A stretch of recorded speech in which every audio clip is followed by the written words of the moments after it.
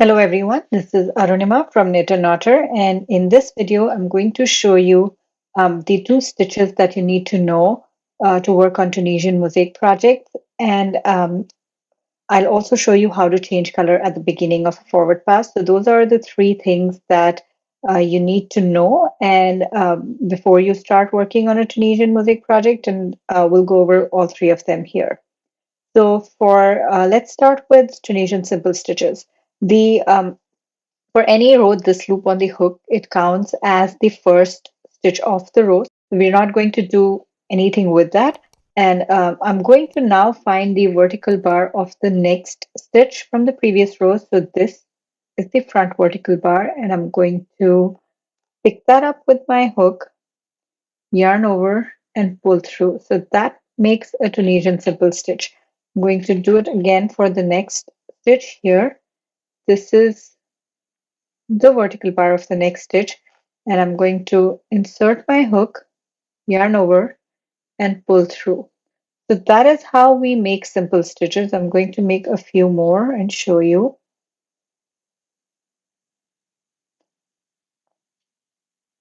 So I could keep going and make simple stitches across the rows. This is actually a swatch of simple stitches. So this is how simple stitches look.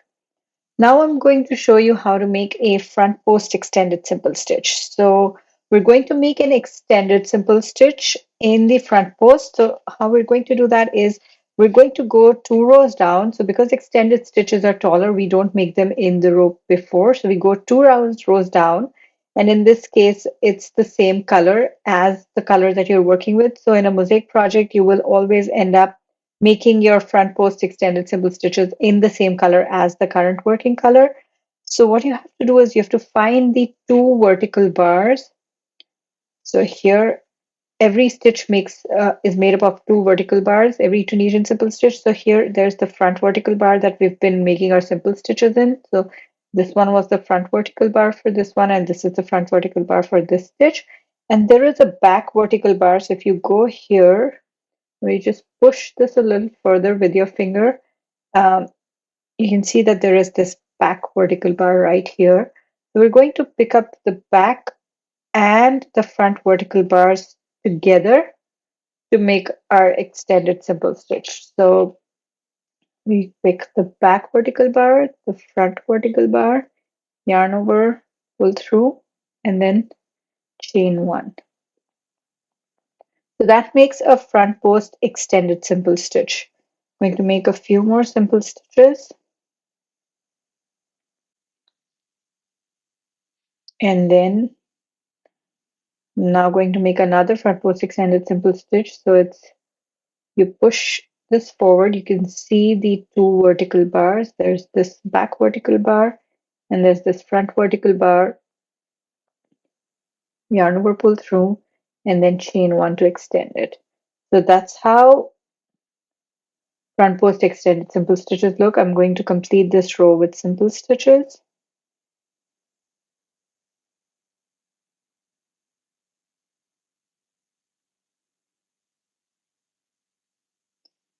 Then return pass is chain one, yarn over, pull through two, all the way to the beginning of this row.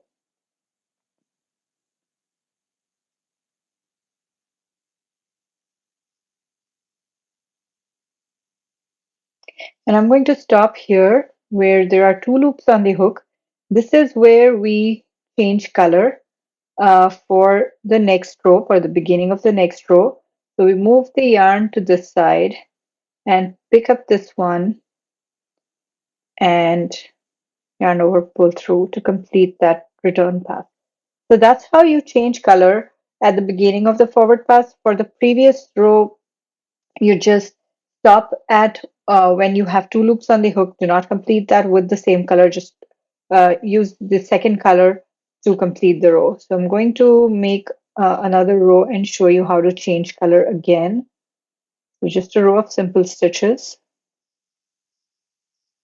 And here I stop when I have two loops on the hook. And what I do is I move my yarn to the side, pick up the other yarn, and yarn over, pull through.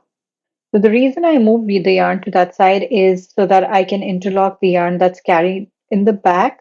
You can see here, these are nicely interlocked, so you won't have to do anything at the end to take care of these. Uh, and they'll be nice and neat in the back. So that's all you need to know in terms of the stitches. So there's two stitches, simple stitches, and front post extended simple stitches. That's how they look. And you need to know how to change color at the beginning of a forward pass. So I have a I have a course that I offer where you can learn how to do Tunisian mosaic crochet in detail. If you're a beginner at Tunisian crochet or if you're a beginner at Tunisian mosaic crochet, you can start from the beginning and you can learn how to make Tunisian crochet projects. So I also go over how to read charts and written patterns, how to make build projects out of those. So I'm going to leave you a link in the description below if you'd like to take a look.